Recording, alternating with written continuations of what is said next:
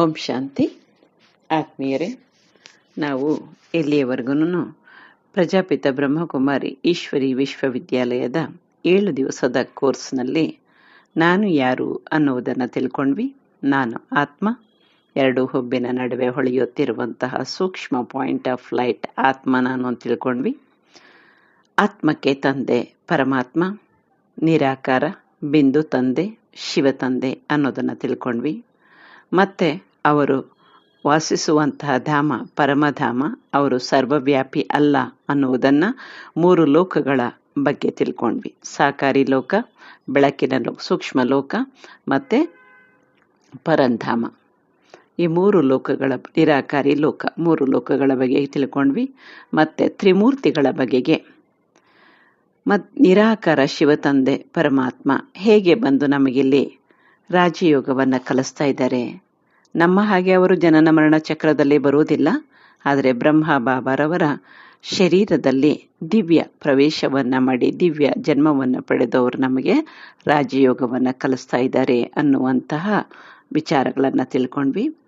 ಈಗ ಅದ್ಭುತವಾಗಿರುವಂಥ ಸೃಷ್ಟಿ ನಾಟಕ ಚಕ್ರದ ಬಗೆಗೆ, ಭಾರತ ಮೊದಲು ಏನಿತ್ತು, ಉತ್ಥಾನ, ಭಾರತದ ಉತ್ಥಾನ ಮತ್ತು ಪತನ, ಮಾನವ ವಂಶ ವೃಕ್ಷದ ಬಗೆಗೆ ಈ ಒಂದು ತರಗತಿಯಲ್ಲಿ ತಿಳ್ಕೊಳ್ಳೋಣ.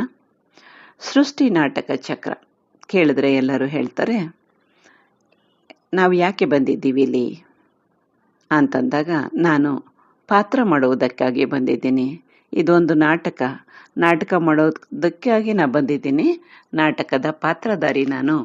ನಾಟಕ ಮುಗಿದ ಮೇಲೆ ನಾನು ವಾಪಸ್ ಮನೆಗೆ ಹೋಗಬೇಕು ಅನ್ನೋದನ್ನು ಹಳ್ಳಿ ಜನ ಸಹ ಹೇಳ್ತಾರೆ. ನಮಗೆ ಗೊತ್ತಿದೆ, ನಾವು ಅಲ್ಲಿಂದ ಬಂದಿದ್ದೀವಿ, ಮತ್ತೆ ನಾವು ವಾಪಸ್ ಹೋಗಬೇಕಾಗಿದೆ. ಇಲ್ಲಿ ಸ್ವಲ್ಪ ದಿನಗಳ ಕಾಲ ನಾವು ಪಾತ್ರವನ್ನು ಮಾಡುವುದಕ್ಕಾಗಿ, ಇರುವಂತಹ ಎಲ್ಲ ಸೌಲಭ್ಯಗಳನ್ನು ಬಳಸ್ಕೊಳ್ಳೋಕ್ಕಾಗಿ ಬಂದಿದ್ದೀವಿ. ಆದರೆ ಪಾತ್ರವನ್ನು ಮಾಡ್ತಾ ಮಾಡ್ತಾ ನಾನು ಯಾರು, ನನ್ನವರು ಯಾರು, ನಾನು ಎಲ್ಲಿಂದ ಬಂದೆ, ಯಾವಾಗ ಹೋಗಬೇಕಾಗಿದೆ ಅನ್ನೋದನ್ನೇ ಮರೆತುಬಿಟ್ಟು ಇದೇ ಪರ್ಮನೆಂಟ್ ಇರುವಂತಹದ್ದು ನಾನು ಅಂತ ತಿಳ್ಕೊಂಡು ಇವತ್ತು ಇಲ್ಲೆಲ್ಲೂ ಈ ಒಂದು ನಾನು ನನ್ನದು ಅನ್ನುವುದು ತುಂಬಿಕೊಂಡಿದೆ. ಆ ಈರ್ಷಾಭಾವ ಮತ್ತು ನಾನು ಅನ್ನುವಂಥ ಅಹಂ ಇವೆಲ್ಲ ತುಂಬಿಕೊಂಡಿದೆ. ಆದರೆ ತಂದೆ ಪರಮಾತ್ಮ ಅದ್ಭುತವಾದಂತಹ ರಹಸ್ಯ ಸೃಷ್ಟಿ ನಾಟಕ ಚಕ್ರದ ಬಗೆಗೆ ನಮಗೆ ತಿಳಿಸ್ತಾ ಇದ್ದಾರೆ. ಜಗತ್ತಿನಲ್ಲಿ ಯಾರಿಗೂ ಗೊತ್ತಿಲ್ಲದೆ ಇರುವಂತಹ, ಎಂತಹ ಸಾಧು ಸಂತ ವಿದ್ವಾಂಸರು ಪಂಡಿತರಿಗೂ ಗೊತ್ತಿಲ್ಲದೆ ಇರುವಂತಹ ಸೃಷ್ಟಿ ನಾಟಕ ಚಕ್ರದ ಬಗೆಗೆ ನಾವು ಎಂದೂ ವಿಚಾರಣೆ ಮಾಡಿರಲಿಲ್ಲ ಅಲ್ಲ, ಅಂತಹ ಅದ್ಭುತವಾದಂತಹ ವಿಚಾರವನ್ನು ತಿಳ್ಕೊಳ್ಳೋಣ. ಈಗ ರಾತ್ರಿ ಆದ ನಂತರ ಬೆಳಕಾಗುತ್ತೆ. ರಾತ್ರಿ ಸಂಜೆ 6 ಗಂಟೆ ಆದಾಗ ಕತ್ಲೆ ಆಗಬೇಕು, ಬೆಳಗ್ಗೆ 6 ಗಂಟೆ ಆದಾಗ ಬೆಳಕಾಗಲೇಬೇಕು. ಹಾಗೆ ಸುತ್ತುತ್ತಾ ಹೋಗುತ್ತೆ, ಅದನ್ನು ಯಾರೂ ತಡಿಲಿಕ್ಕಾಗೋದಿಲ್ಲ. ಹಾಗೆ ವಾರದ ಚಕ್ರನೂ ಸಹ 7 ದಿನಗಳು ನಿರಂತರವಾಗಿ ಸುತ್ತುತ್ತಾ ಇರ್ತವೆ, ಅದನ್ನು ತಡಿಲಿಕ್ಕಾಗೋದಿಲ್ಲ.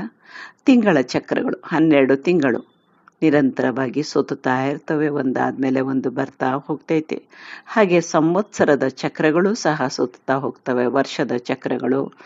ಹೀಗೆ ದಿನ, ವಾರ, ಮಾಸ, ಸಂವತ್ಸರ ಅವು ಸೇರ್ತಾ ಹೋಗಿ ಯುಗದ ಚಕ್ರದ ಬಗೆಗೆ ನಾವಿವತ್ತು ತಿಳ್ಕೊಳ್ಳೋಣ. ಸ್ವಸ್ತಿಕ್ ಚಿತ್ರವನ್ನು ನೋಡ್ತೇವೆ, ಅದು ಶುಭದ ಸಂಕೇತ ಅನ್ನೋದನ್ನು ಹೇಳ್ತೀವಿ. ಆ ಸ್ವಸ್ತಿಕ್ ಚಿತ್ರದಲ್ಲಿ ನಾವು ನೋಡುವಂಥದ್ದು ಸೃಷ್ಟಿ ನಾಟಕ ಚಕ್ರ ಅನ್ನುವಂತಹ ಚಿತ್ರವನ್ನು ಅಂದರೆ ನಮಗೆ ಗೊತ್ತಾಗುತ್ತೆ. ಇಲ್ಲಿ 4 ಭಾಗಗಳನ್ನು ಇಲ್ಲಿ ನಾವು ನೋಡ್ತೇವೆ. ಸೃಷ್ಟಿ ನಾಟಕ ಚಕ್ರ ವರ್ಲ್ಡ್ ಡ್ರಾಮಾ ವೀಲ್ 4 ಭಾಗಗಳನ್ನು ನೋಡ್ತೇವೆ. ಎಲ್ಲವೂ ಈಕ್ವಲ್ ಆಗಿರುವಂತಹದ್ದು. ಸತ್ಯಯುಗ, ತ್ರೇತಾಯುಗ, ದ್ವಾಪರ ಯುಗ, ಕಲಿಯುಗ. ಎಲ್ಲವನ್ನು 1250 ವರ್ಷ, 1250 ವರ್ಷ, 1250, 1250 ವರ್ಷಗಳನ್ನು ನೋಡ್ತೀವಿ. ಈ ಸತ್ಯಯುಗವನ್ನು ಇಲ್ಲಿ ಚಿನ್ನದ ಯುಗ ಅಂತ ಕರೀತಾರೆ. ತ್ರೇತಾಯುಗ ಬೆಳ್ಳಿಯ ಯುಗ, ಆಮೇಲೆ ದ್ವಾಪರ ಯುಗ ಬಂದು ತಾಮ್ರದ ಯುಗ, ಕಲಿಯುಗ ಬಂದು ಕಬ್ಬಿಣದ ಯುಗ ಅಂತ ಹೇಳ್ತಾರೆ. ಹಾಗಿದ್ರೆ ಈ ಒಂದು ಕಲಿಯುಗ ಮತ್ತು ಸತ್ಯಯುಗದ ಮಧ್ಯದಲ್ಲಿ ಆ ಗಡಿಯಾರದ ಮುಳ್ಳನ್ನು ನೋಡಿದಾಗ ಮಧ್ಯದಲ್ಲಿ 12 ಗಂಟೆಗೆ ಒಂದು 5 ನಿಮಿಷ ಇರುವಂತಹ ಅವಧಿಯನ್ನು ತೋರಿಸಿದರೆ, ಆ ಅವಧಿ 100 ವರ್ಷಗಳ ಕಾಲದ ಬಹಳ ಸಣ್ಣ ಯುಗ. ಅದನ್ನು ಸಂಗಮ ಯುಗ ಅಂತಾರೆ. ಹಾಗಿದ್ರೆ ಸಂಗಮ ಯುಗ ಡೈಮಂಡ್ ಸಮಾನ, ವಜ್ರ ಸಮಾನವಾಗಿರುವಂತಹ ಯುಗ. ಯಾಕಂದರೆ ಈ ಎಲ್ಲ ಯುಗಗಳಿಗೂ ಬೇಕಾದಂತಹ ಪ್ರಾರಬ್ಧವನ್ನ ಮಾಡಿಕೊಳ್ಳುವಂತಹ ಯುಗ ಆಗಿದೆ. ಸತ್ಯಯುಗ ಮತ್ತು ತ್ರೇತಾಯುಗದಲ್ಲಿ ಭಾರತ ಒಂದೇ ಇರುತ್ತೆ. ಇಡೀ ವಿಶ್ವದಲ್ಲಿ ರಾಜ್ಯಭಾರವನ್ನ ಮಾಡುವಂಥದ್ದು, ಎಲ್ಲ ಖಂಡಗಳು ಸೇರಿ ಒಂದೇ ಆಗಿರುತ್ತೆ. ಅಲ್ಲಿ ಲಕ್ಷ್ಮೀನಾರಾಯಣರ ರಾಜ್ಯ ಇರುತ್ತೆ. ಎಂತಹ ಸುಖದ ರಾಜ್ಯ ಆಗಿರುತ್ತೆ ಅದು. ಅಲ್ಲಿ ಯಾವುದೇ ಆದಿ ಸನಾತನ ದೇವಿ ದೇವತಾ ಧರ್ಮ ಒಂದೇ ಇರುತ್ತೆ, ಬೇರೆ ಯಾವುದೂ ಧರ್ಮಗಳಿರೋದಿಲ್ಲ. ಹಾಗಾಗಿ ಹೊಡೆದಾಟ, ಬಡಿದಾಟಗಳು, ಮನಸ್ತಾಪಗಳು, ವೈಮನಸ್ಸುಗಳು ಏನೂ ಇರೋದಿಲ್ಲ ಈ ಸತ್ಯಯುಗದಲ್ಲಿ. ಅಲ್ಲಿ ಯಾವುದೇ ಹಾಸ್ಪಿಟಲ್ಗಳು ಇರೋದಿಲ್ಲ, ಯಾಕಂದರೆ ಶರೀರಕ್ಕೆ ಕಾಯಿಲೆನೇ ಬರೋದಿಲ್ಲ. ಅಷ್ಟು ನಿರೋಗಿ ಕಾಯ ಇರುತ್ತೆ.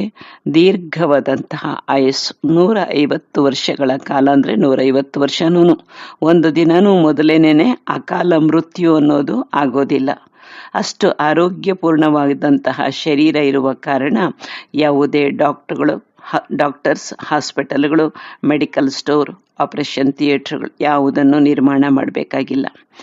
ಮತ್ತೆ ಬಹಳ ಸತ್ಯಯುಗದ ಪ್ರಾರಂಭದಲ್ಲಿ 9 ಲಕ್ಷ ಮಾತ್ರ ಜನಸಂಖ್ಯೆ ಇರುತ್ತೆ. ಇಷ್ಟು ವಿಸ್ತಾರವಾಗಿರುವಂತಹ ಭಾರತದಲ್ಲಿ, 130 ಕೋಟಿಯನ್ನು ದಾಟಿರುವಂತಹ ಭಾರತದಲ್ಲಿ ಬರೀ 9 ಲಕ್ಷ ಮಾತ್ರ ಇರುತ್ತೆ.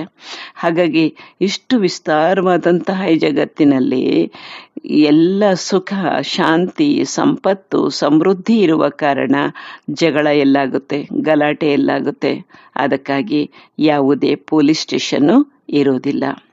ಪೊಲೀಸ್ ಸ್ಟೇಷನ್ ಆಯಿತು, ಪೊಲೀಸರಾಯಿತು, ರಕ್ಷಣೆ ಮಾಡಬೇಕು ಅನ್ನುವಂತಹ ಇಲಾಖೆ ಯಾವುದೂ ಅಲ್ಲಿ ಇರೋದಿಲ್ಲ. ಅಷ್ಟು ನಿರ್ಭಯವಾದಂತಹ ಜಗತ್ತು ಅದಾಗಿರ್ತೈತೆ.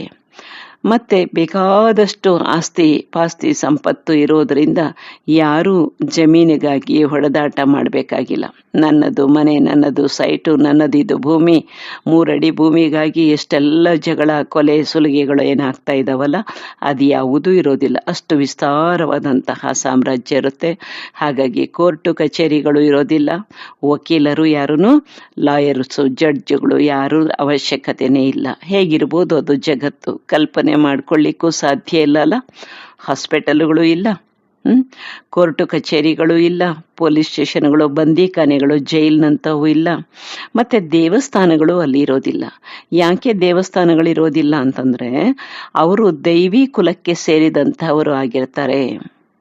ಅದು ನಿರ್ವಿಕಾರಿಯಾದಂತಹ ಜಗತ್ತು ಆಗಿರ್ತೈತೆ. ಅಷ್ಟು ಸುಖದ ಜಗತ್ತು. ಇಡೀ ಪ್ರಕೃತಿ ಸಹ ಸತೋಪ್ರಧಾನ ಆಗಿರ್ತೈತೆ. ನಿಮ್ಗೆ ಯಾವಾಗ ಯಾವ ಫಲ ಬೇಕು, ಯಾವ ಧಾನ್ಯ ಬೇಕು, ಅವೆಲ್ಲವೂ ಸತೋಪ್ರಧಾನವಾಗಿ ಸಿಗ್ತೈತೆ.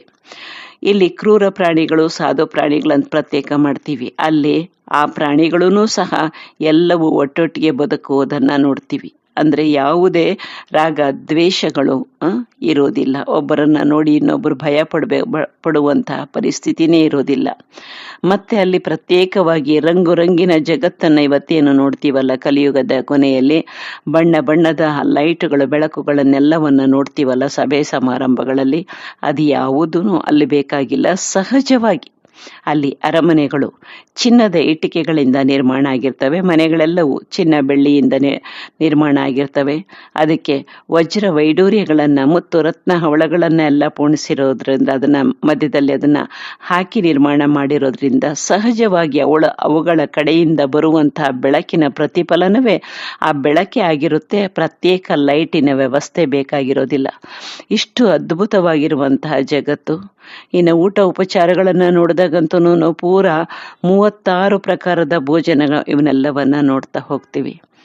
ಇನ್ನು ಚಿನ್ನಕ್ಕಂತೂ ಕೊರತೆನೇ ಇಲ್ಲ. ಚಿನ್ನದ ಇಟ್ಟಿಗೆಗಳನ್ನು ಇಟ್ಟು ಅರಮನೆಗಳನ್ನು ಕಟ್ತಾರೆ ಅಂತಂದಾಗ ಅದು ಯಾವುದೇ ಮುತ್ತು ರತ್ನಗಳಾಯಿತು, ವಜ್ರಗಳು ಸಹ ಕಲ್ಲಿನ ಚೂರುಗಳ ರೀತಿಯಲ್ಲಿ ಬಿದ್ದಿರೋದನ್ನು ಅಲ್ಲಿ ಗಮನಿಸ್ತೀವಿ. ಇಷ್ಟೊಂದು ಸುಖದ ಜಗತ್ತು, ಅದನ್ನು ಕಲ್ಪನೆ ಮಾಡ್ಕೊಳ್ಳಿಕ್ಕೂ ಸಾಧ್ಯ ಇಲ್ಲ ಅಲ್ವಾ. ಇದನ್ನೇ ಸ್ವರ್ಗ ಅಂತ ಕರೆಯುವಂಥದ್ದು. ಒಂದೇ ಧರ್ಮ, ಒಂದೇ ಭಾಷೆ, ಭಾರತ ಒಂದೇ ಇರುತ್ತೆ ಆಗ. ಹೀಗೆ ಆ ಸತ್ಯಯುಗದಲ್ಲಿ 8 ಜನ್ಮಗಳನ್ನು ಪಡ್ಕೊಂಡಂತಹ ನಾವು ಮುಂದೆ ತ್ರೇತಾಯುಗಕ್ಕೆ ಬರ್ತೀವಿ. ಅದು ರಾಮ ಸೀತೆಯರ ರಾಜ್ಯ, ಬೆಳ್ಳಿಯ ರಾಜ್ಯ. 16 ಕಲಾ ಸಂಪೂರ್ಣರಾಗಿರ್ತಾರೆ ಎಲ್ಲಿ? ಸತ್ಯಯುಗದಲ್ಲಿ. ಅದೇ ತ್ರೇತಾಯುಗಕ್ಕೆ ಬಂದಾಗ 14 ಕಲಾ ಸಂಪೂರ್ಣರು ಆಗ್ತಾರೆ. 2 ಕಲೆಗಳು ಕಡಿಮೆ ಆಗ್ತವೆ. ಅದು ಸ್ವರ್ಗವೇ, ಆದರೆ ಸೆಮಿ ಸ್ವರ್ಗ ಅಂತ ಹೇಳ್ತಾರೆ. ರಾಮನಿಗೆ ಸ್ವಲ್ಪ ಬಿಲ್ಲು ಬಾಣ ಇವನ್ನೆಲ್ಲವನ್ನ ಏನು ತೋರಿಸಿದಾರಲ್ಲ, ಸ್ವಲ್ಪ 1-2 ಕಲೆಗಳು ಕಡಿಮೆ ಆಗಿರೋದನ್ನ, ಸ್ವಲ್ಪ ಗೊಂದಲದ ವಾತಾವರಣ ಇರುವಂಥದ್ದನ್ನ ಇಲ್ಲಿ ಗಮನಿಸ್ತೀವಿ. ಆದರೆ ಅದು ಸಹ ಸ್ವರ್ಗನೇ. ಇಲ್ಲಿನೂ ಯಾವುದೇ ಕ್ರೂರ ಪ್ರಾಣಿ, ಸಾಧು ಪ್ರಾಣಿ ಅಂತಿಲ್ಲ, ಎಲ್ಲವೂ ಒಟ್ಟೊಟ್ಟಿಗೆ ಬದುಕ್ತಾ ಇರ್ತವೆ. ಅಷ್ಟು ಖುಷಿಯ ರಾಜ್ಯ. ಇಲ್ಲಿನೂ ಸಹ 12 ಜನ್ಮಗಳನ್ನ ಪಡ್ಕೊಳ್ತೀವಿ. ಕೊನೆಗೆ ಸತ್ಯಯುಗದಲ್ಲಿ ಪಡ್ಕೊಂಡಂತಹ 8 ಜನ್ಮಗಳಲ್ಲಿ ನಾವು ಬಂದು ಮುಟ್ಟೋಷ್ಟ್ರೊಳಗಡೆ 2 ಕೋಟಿ ಮಾತ್ರ ಜನಸಂಖ್ಯೆ ಆಗುತ್ತೆ 1250 ವರ್ಷಗಳಲ್ಲಿ. ಅದೇ ತ್ರೇತಾಯುಗದ ಕೊನೆಗೆ ಬಂದು ಮುಟ್ಟುವಷ್ಟರೊಳಗಡೆ 33 ಕೋಟಿ ದೇವಿ ದೇವತೆಗಳು ಅಂತ ಹೇಳ್ತೀವಲ್ಲ, ಈ ಸತ್ಯ ತ್ರೇತಾಯುಗದಲ್ಲಿ ಇದ್ದಂಥವರೇ. ಅವರೆಲ್ಲ ಯಾರು? ಈ ರಾಜಯೋಗವನ್ನು ಅಭ್ಯಾಸ ಮಾಡ್ತಿರುವಂಥವ್ರು. ನಾನು ಆತ್ಮ, ನನ್ನ ಆತ್ಮಕ್ಕೆ ತಂದೆ ಪರಮಾತ್ಮ ಅನ್ನೋದು ಎಲ್ಲಾದರೂ ಒಂದು ಕಡೆ ಎಕ್ಸಿಬಿಷನಲ್ಲಾದರೂ ಹೋಗಿ ತಿಳ್ಕೊಂಡ್ರು, ಅಥವಾ ಇಲ್ಲಿ ಮೊಬೈಲಲ್ಲಾದರೂ ಒಂದು ಸ್ವಲ್ಪ ತಿಳ್ಕೊಂಡ್ರು ಅಂತಂದರೆ ನಾನು ಆತ್ಮ ಇದ್ದೇನೆ, ಆತ್ಮಕ್ಕೆ ತಂದೆ ಪರಮಾತ್ಮ ನಿರಾಕಾರ ಬಿಂದು ತಂದೆ ಅಂತ ತಿಳ್ಕೊಂಡ್ರು ಸಹ ಅವರು ಸತ್ಯುಗಕ್ಕೆ ಬರುವಂಥ ಆತ್ಮಗಳಾಗ್ಬಿಟ್ರು. ಇಷ್ಟು ಅದ್ಭುತವಾದಂತಹ ರಹಸ್ಯ. ಅದೇ ಇದು ಪ್ರತಿದಿನ ಈ ಜ್ಞಾನವನ್ನ ಕೇಳಿ, ತಂದೆ ಪರಮಾತ್ಮ ಕೊಡ್ತಿರುವಂಥ ಜ್ಞಾನವನ್ನ ಕೇಳಿ, ಆ ಜ್ಞಾನದ ಆಧಾರದ ಮೇಲೆ ತಂದೆಯನ್ನ ನೆನಪು ಮಾಡಿ, ಜ್ಞಾನದ ಆಧಾರದ ಮೇಲೆ ತಂದೆ ಕೊಡ್ತಾ ಇರುವಂತಹ ಧಾರಣೆಯನ್ನ ಜೀವನದಲ್ಲಿ ಅಪ್ಲೈ ಮಾಡಿಕೊಂಡು, ಅನ್ವಯ ಮಾಡಿಕೊಂಡು, ಆ ಜ್ಞಾನದ ಆಧಾರದಿಂದಲೇ ಸೇವೆನಲ್ಲಿ ನಮ್ಮನ್ನ ತೊಡಗಿಸ್ಕೊಂಡ್ರೆ, ತನು ಮನ ಧನ ವಾಕ್ಸೇವೆ, ಸಮಯ ಸಂಕಲ್ಪದಿಂದ ಸೇವೆ, ಮನಸ ಸೇವೆ, ಯಾವುದಾದ್ರೂ ಒಂದು ಸೇವೆಯಲ್ಲಿ ನಮ್ಮನ್ನ ನಾವು ತೊಡಗಿಸ್ಕೊಂಡ್ಬಿಟ್ವಿ ಅಂತಂದ್ರೆ ಅಲ್ಲೇ ಆ ಸತ್ಯ ತ್ರೇತಾಯುಗದಲ್ಲಿ ನಾವು ಶ್ರೇಷ್ಠವಾದಂತಹ ಪದವಿಯನ್ನ ಪಡ್ಕೊಳಕ್ಕಾಗುತ್ತೆ. ರಾಜಧಾನಿಯಲ್ಲಿ ಎಲ್ಲ ಹುದ್ದೆಗಳು ಇರ್ತಾವಲ್ಲ, ಶ್ರೇಷ್ಠ ಪದವಿಯನ್ನ ಪಡ್ಕೊಳ್ಳಿಕ್ ಸಾಧ್ಯ. ಅದಕ್ಕೆ ತಂದೆ ನಮಗೆ ಕಲಿಸ್ತಾ ಇರುವಂತಹದ್ದು ರಾಜಯೋಗನೇ ವಿನಃ ಪ್ರಜಾಯೋಗ ಅಲ್ಲ, ದಾಸದಾಸಿಯರಾಗುವುದಕ್ಕೆ ಬೇಕಾದಂತಹ ಯೋಗ ಅಲ್ಲ ಅಂತಾರೆ. ಈ 2,500 ವರ್ಷದ ಇತಿಹಾಸ ಭೂಗೋಳವನ್ನ ಯಾರೂ ನಾವು ಶಾಲೆ ಕಾಲೇಜುಗಳಲ್ಲಿ ಓದೋದೇ ಇಲ್ಲ. ಅಲ್ಲಿದ್ದಂತಹ ಆತ್ಮಗಳು ಏನಿದಾರಲ್ಲ, ಅವರು ಇಲ್ಲಿ ದೈವಿ ಕುಲಕ್ಕೆ ಸೇರಿದಂಥವರು. ನಾವು ಓದುವಂತಹ ಇತಿಹಾಸ ಯಾವುದು ಅಂದ್ರೆ ಸತ್ಯ ತ್ರೇತ್ರ ಆದ್ಮೇಲೆ ದ್ವಾಪರ ಕಲಿಯುಗದಿಂದ ಈಚೆಗೆ ಬರುವಂತಹದನ್ನ ಮಾತ್ರ ನಾವು ನೋಡ್ತೀವಿ. ದ್ವಾಪರ ಯುಗಕ್ಕೆ ಬರುವಷ್ಟರೊಳಗಡೆ ಇಲ್ಲಿ ಆತ್ಮದಲ್ಲಿ ಕಲೆಗಳು ಕಡಿಮೆ ಆಗ್ತವೆ, 8 ಕಲೆಗಳು ಮಾತ್ರ ಉಳ್ಕೊಳ್ತವೆ. ಆಗ ದೇವಿ ದೇವತಾ ಧರ್ಮಕ್ಕೆ ಸೇರಿದಂಥವರು ವಾಮ ಮಾರ್ಗಕ್ಕೆ ಇಳಿತಾರೆ. ನಾನು ಆತ್ಮಾಭಿಮಾನಿ ಅನ್ನೋದನ್ನ ಮರೆತು ದೇಹಾಭಿಮಾನಕ್ಕೆ ಬರ್ತಾರೆ.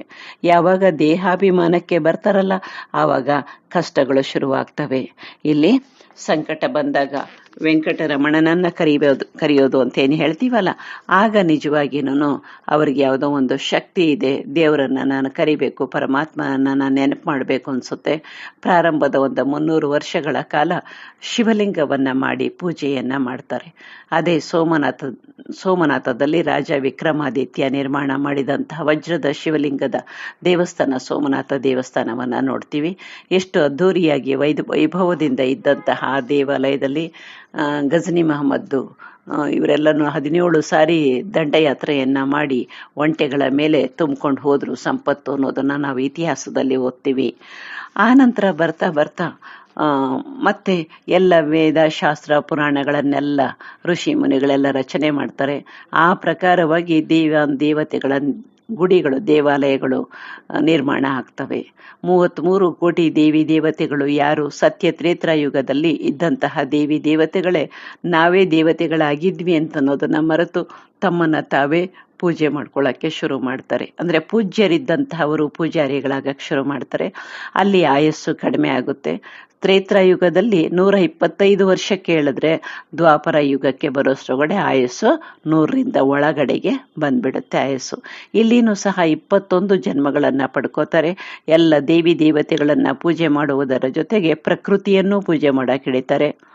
ಗಿಡ ಮರ ನೀರು ಆಕಾಶ ಸೂರ್ಯ ಎಲ್ಲರನ್ನು ಪೂಜೆ ಮಾಡ್ಲಿಕ್ಕೆ ಇಡ್ತಾರೆ. ಕೊನೆಗೆ ಸತ್ತಂತಹವರನ್ನು ಸಹ ಪೂಜೆ ಮಾಡಿ ಭೂತ ಪ್ರೇತಗಳ ಪೂಜೆಯನ್ನು ಸಹ ಮಾಡಲಿಕ್ಕೆ ಶುರು ಮಾಡ್ತಾರೆ.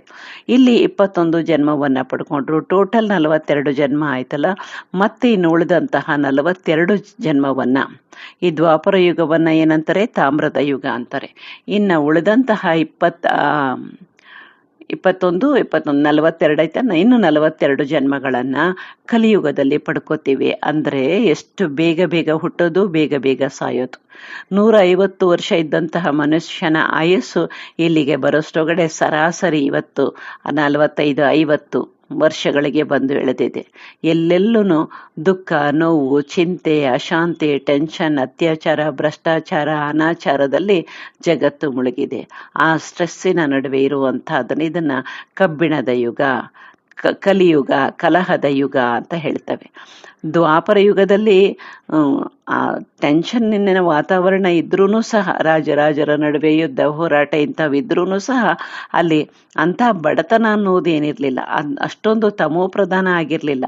ಆದ್ರೆ ಬರ್ತಾ ಕಲಿಯುಗದ ಕೊನೆ ಜನ್ಮಗಳಿಗೆ ಬಂದಾಗಂತೂ ಎಷ್ಟು ತಮೋ ಪ್ರಧಾನ ಆಗಿದೆ.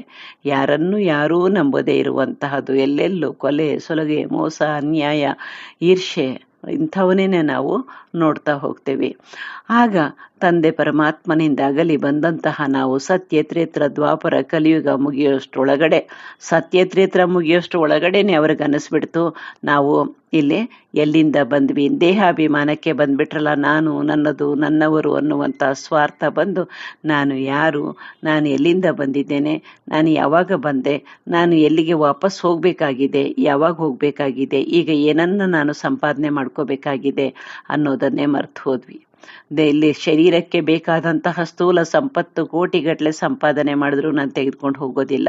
ಆದ್ರೆ ನನ್ನ ಆತ್ಮಕ್ಕೆ ಏನು ಜ್ಞಾನವನ್ನ ಸಂಪಾದನೆ ಮಾಡ್ಕೋತೀನಿ, ಅದರಿಂದ ತಂದೆಯನ್ನ ಏನ್ ನೆನಪು ಮಾಡ್ತೀನಿ, ಅದರಿಂದ ನಾನು ಏನ್ ಧಾರಣೆ ಮಾಡ್ಕೊಂಡು ಸೇವೆ ಮಾಡ್ತೀನಿ, ಅದು ಮಾತ್ರ ನನ್ನ ಆತ್ಮದಲ್ಲಿ ಶೇಖರಾಗಿ ನನ್ನ ಜೊತೆಗೆ ಬರ್ತೈತೆ ಮುಂದಿನ 21 ಜನ್ಮಗಳಿಗೆ ಅನ್ನೋದು ಮರ್ತು ಹೋದ್ವಿ. ಕಲಿಯುಗದ ಕೊನೆಗೆ ಬಂದಾಗ ಮತ್ತೆ ನಾವಿಲ್ಲಿ ಸತ್ಯುಗಕ್ಕೆ ಹೋಗಲೇಬೇಕು. ಆ ಹೋಗುವುದಕ್ಕೆ ಮೊದಲು ನಮ್ಮ ಮನೆ ಪರಂಧಾಮಕ್ಕೆ ತ್ರಿಲೋಕದ ಚಿತ್ರವನ್ನ ನೋಡಿದ್ವಲ್ಲ, ನಮ್ಮ ಮನೆಗೆ ವಾಪಸ್ ಹೋಗ್ಬೇಕು. ಒಂದು ಸಾರಿ ನಾಟಕ ಮುಗಿದ ಮೇಲೆ. ಈ ನಾಟಕ ಅನಾದಿ, ಆದಿನೂ ಇಲ್ಲ, ಅಂತ್ಯನೂ ಇಲ್ಲ, ಸುತ್ತುತ್ತಾ ಇರುತ್ತೆ. 5,000 ವರ್ಷಗಳಿಗೊಮ್ಮೆ ಈ ಚಕ್ರ ಸುತ್ತುತ್ತಾ ಇರುತ್ತೆ. ಇವತ್ತು ನಾವು ಈ ಭಗವಂತನ ಈ ಜ್ಞಾನವನ್ನ ತಿಳ್ಕೊಳ್ತಾ ಇದ್ದೇವೆ ಅಂದ್ರೆ 5,000 ವರ್ಷಗಳ ಹಿಂದೆನೂ ಸಹ ಈ ಜ್ಞಾನವನ್ನ ತಿಳ್ಕೊಂಡಿದ್ವಿ. ಮುಂದಿನ 5,000 ವರ್ಷಗಳ ನಂತರವೂ ಸಹ ನಾವು ಈ ಜ್ಞಾನವನ್ನ ತಿಳ್ಕೊಳ್ತೇವೆ.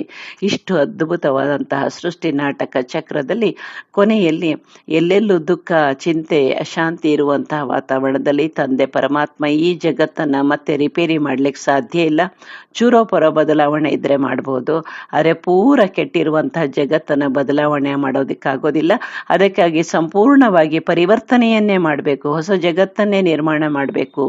ಮತ್ತೆ ಆದಿ ಸನಾತನ ದೇವಿ ದೇವತಾ ಧರ್ಮ ಇಲ್ಲಿ ಸ್ಥಾಪನೆ ಆಗಬೇಕು ಅನ್ನೋದಕ್ಕೆ, ನಿರ್ವಿಕಾರಿಯಾದಂತಹ ಜಗತ್ತು, ದೇವತಾ ಜಗತ್ತು ಸ್ಥಾಪನೆ ಆಗಬೇಕು ಅನ್ನೋದಕ್ಕಾಗಿನೇ ಪ್ರಜಾಪಿತ ಬ್ರಹ್ಮರವರ ಮುಖಾಂತರ ನಮಗೆ ಈ ರಾಜಯೋಗವನ್ನ ಕಲಿಸ್ತಾ ಇದ್ದಾರೆ. ಈ ರಾಜಯೋಗವನ್ನು ಕಲಿಸೋದಕ್ಕೆ ತಂದೆ ಪರಮಾತ್ಮ ಪಡ್ಕೊಂಬಂದಿರುವಂತಹ ಸಮಯ 100 ವರ್ಷಗಳ ಕಾಲ. 1936ರಿಂದ ಬ್ರಹ್ಮಬಾಬರವರ ಶರೀರದಲ್ಲಿ ಬಂದು ರಾಜಯೋಗವನ್ನು ಕಲಿಸಿದರೆ. ಇದರ ಹೆಡ್ ಆಫೀಸ್ ಮೌಂಟ್ ಅಬು ರಾಜಸ್ಥಾನದಲ್ಲಿ. 145 ರಾಷ್ಟ್ರಗಳಲ್ಲಿ ಈ ಒಂದು ಸಂಸ್ಥೆಯ ಕೇಂದ್ರಗಳಿದಾವೆ. ಈ ಜ್ಞಾನವನ್ನ ಪಡ್ಕೊಂಡಂಥವರು ಲಕ್ಷಾಂತರ ಜನ ರಾಜಯೋಗವನ್ನ ಪ್ರಾಕ್ಟೀಸ್ ಮಾಡ್ತಾ ಇರೋರು ವರ್ಷಕ್ಕೆ 1 ಸಾರಿ ಆದರೂ ಮೌಂಟ್ ಅಬುಗೆ ಇಲ್ಲಿ ಬರ್ತಾರೆ ಭಗವಂತನ ಮಿಲನಕ್ಕಾಗಿ. ಇದರ ಅಡ್ಮಿನಿಸ್ಟ್ರೇಟರ್ಸ್ ಎಲ್ಲನೂ ಅಕ್ಕಂದ್ರು, ಲೇಡೀಸು, ಇಲ್ಲಿ ಮಾತೆಗಳು ಪ್ರಧಾನವಾಗಿರುವಂತಹ ಒಂದು ಸಂಸ್ಥೆ ಇದು. ಆದರೆ ಎಲ್ಲರೂ ಸಹಯೋಗವನ್ನು ಕೊಡುವುದಕ್ಕೆ ಅಣ್ಣಂದ್ರೆಲ್ಲ ಇರ್ತಾರೆ, ಆದರೆ ಹೆಡ್ ಇರುವಂಥವ್ರು ಮಾತ್ರ ಮಾತೆಯರಾಗಿರ್ತಾರೆ.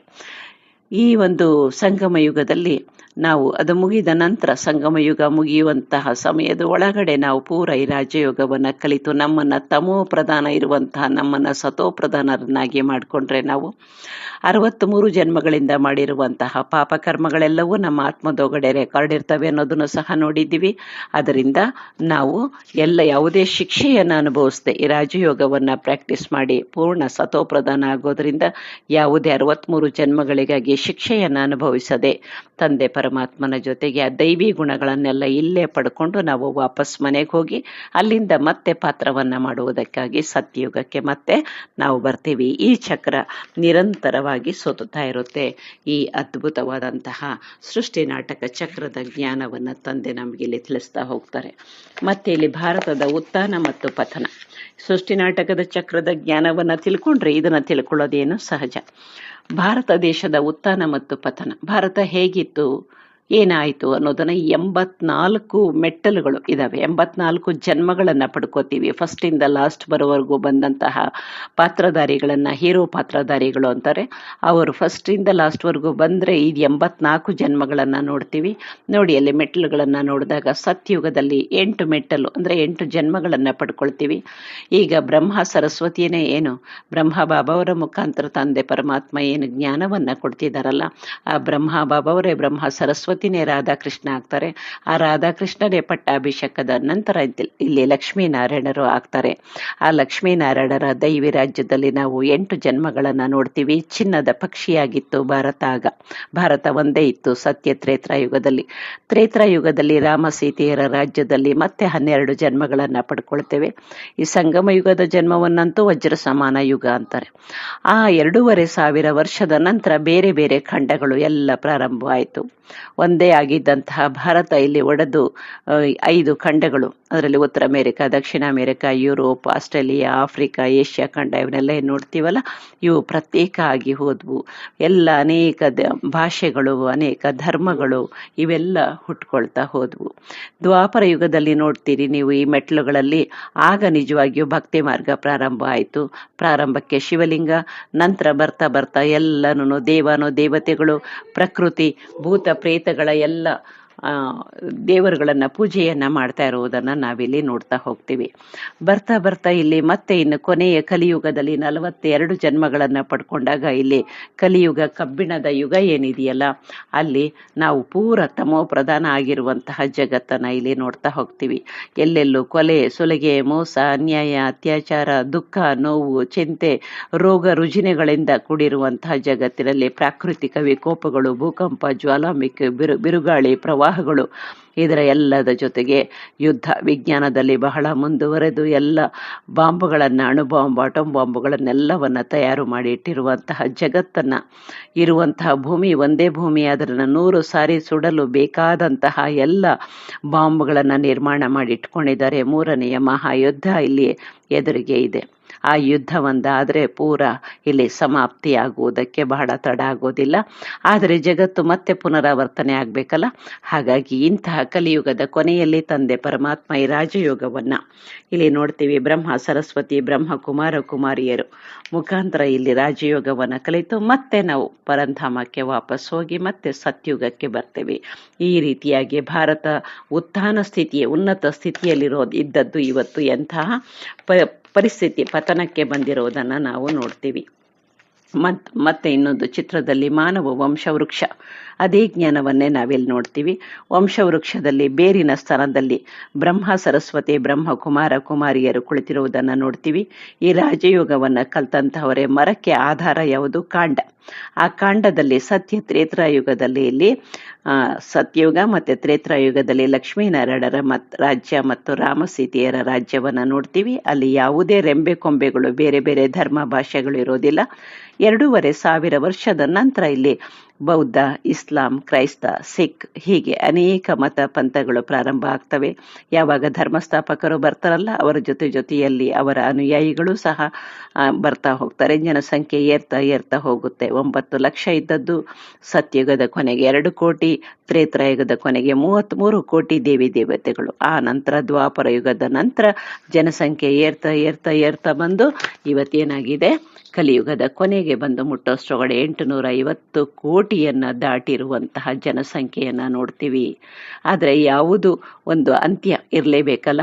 ಹಾಗಾಗಿ ಅತಿಯಾದಾಗ ಇಲ್ಲಿ ಅಂತ್ಯಕ್ಕೆ ಮುಟ್ಟುವಂತಹ ಸಮಯದಲ್ಲಿ ಈ ಮಾನವ ವಂಶವೃಕ್ಷದ ಕೊನೆಯಲ್ಲಿ ಮೇಲೆ ಶಿವ ತಂದೆ ಆ ಭೂಮಿಯನ್ನ ಇರುವಂತಹ ಭೂಮಿಯನ್ನ ನಾಶ ಮಾಡುವುದಕ್ಕೆ ಯುದ್ಧಗಳನ್ನ ತಯಾರಿ ಮಾಡಿಕೊಂಡಿರುವಂತಹ, ವಿಜ್ಞಾನದಲ್ಲಿ ಮುಂದುವರೆದಿರುವಂತಹದ್ದು ಬಾಂಬುಗಳನ್ನ ಹಾಕ್ತಾ ಇರುವಂತಹದನ್ನ ಹಾಕೋದಕ್ಕೆ ಸಿದ್ಧ ಮಾಡಿ ನಿಂತುಕೊಂಡು ಭೂಮಿಯನ್ನ ವಿನಾಶ ಮಾಡುವುದಕ್ಕೆ ಕಾಯ್ತಾ ಇರುವಂತಹ ಯುದ್ಧದ ಪರಿಸ್ಥಿತಿಯನ್ನ ಅಂತಹ ಸಮಯದಲ್ಲಿ ಶ್ರೀಕೃಷ್ಣ ಇಲ್ಲಿ ಕೈಯಲ್ಲಿ ಸತ್ಯಯುಗದ ಒಂದು ಗೋಲವನ್ನು ಹಿಡ್ಕೊಂಡಿರೋದನ್ನ ನೋಡ್ತೇವೆ. ಮತ್ತೆ ಇಲ್ಲಿ ಹಳೆಯ ಜಗತ್ತನ್ನು ಒದಿತಾ ಇರುವಂತಹದ್ದು ಕಮಲ ಚಿತ್ರ ಮತ್ತೆ ಬ್ರಹ್ಮ ಬಾಬಾರವರ ಚಿತ್ರವನ್ನ ನೋಡ್ತೇವೆ. ಹಾಗಿದ್ರೆ ಮತ್ತೆ ನಾವು ಸತ್ಯಯುಗಕ್ಕೆ ನಾವು ಪ್ರವೇಶ ಮಾಡ್ತೀವಿ. ಮನೆಗೆ ವಾಪಸ್ ಹೋಗಿ ಮತ್ತೆ ನಾವು ಸತ್ಯಯುಗಕ್ಕೆ ಪ್ರವೇಶ ಮಾಡ್ತೀವಿ. ಈ ರೀತಿಯಾಗಿ ಮಾನವ ವಂಶ ವೃಕ್ಷ ಏನಿದೆಯಲ್ಲ, ನಿರಂತರವಾಗಿ ಇದು ಸುತ್ತಾ ಹೋಗ್ತಾ ಇರುವಂತಹದ್ದು ಆ ನಾಟಕ. ಇದಕ್ಕೆ ಆದಿಯೂ ಇಲ್ಲ, ಅಂತ್ಯವೂ ಇಲ್ಲ. ಹಾಗಿದ್ರೆ ಸತ್ಯಯುಗದ ಪ್ರಾರಂಭದಲ್ಲಿ ಬರುವಂತಹದೇ ಸ್ವರ್ಗೀಯ ಪ್ರಪಂಚ. ಅದಕ್ಕೆ ನಾವು ಹೋಗ್ಬೇಕಾದ್ರೆ ಇಲ್ಲಿ ರಾಜಯೋಗವನ್ನ ಕಲೀಲೇಬೇಕು. ಆ ರಾಜಯೋಗವನ್ನ ಕಲಿಯದೇ ಇರುವಂತಹವರು ಸತ್ಯತ್ರೇತ್ರ ಯುಗದಲ್ಲಿ ಬರೋದಿಲ್ಲ. ಮುಂದೆ ದ್ವಾಪರ ಯುಗದಲ್ಲಿ ಮತ್ತು ಕಲಿಯುಗದಲ್ಲಿ ಬರ್ತಾ ಬರ್ತಾ ಜನಸಂಖ್ಯೆ ಏರ್ತಾ ಹೋಗುವಂತಹ ಅದ್ಭುತ ರಹಸ್ಯವನ್ನ ನಾವಿಲ್ಲಿ ಮಾನವ ವಂಶವೃಕ್ಷದಲ್ಲಿ ಮತ್ತೆ ಇಲ್ಲಿ ಸೃಷ್ಟಿ ನಾಟಕ ಚಕ್ರದಲ್ಲಿ ನಾವು ತಿಳ್ಕೊಳ್ತಿದ್ದೇವೆ. ಮುಂದಿನ ಅಧ್ಯಾಯದಲ್ಲಿ ಇನ್ನು ಅದ್ಭುತವಾದಂತಹ ರಹಸ್ಯವನ್ನ ಇಲ್ಲಿ ನಾವು ನೋಡೋಣ. ಓಂ ಶಾಂತಿ.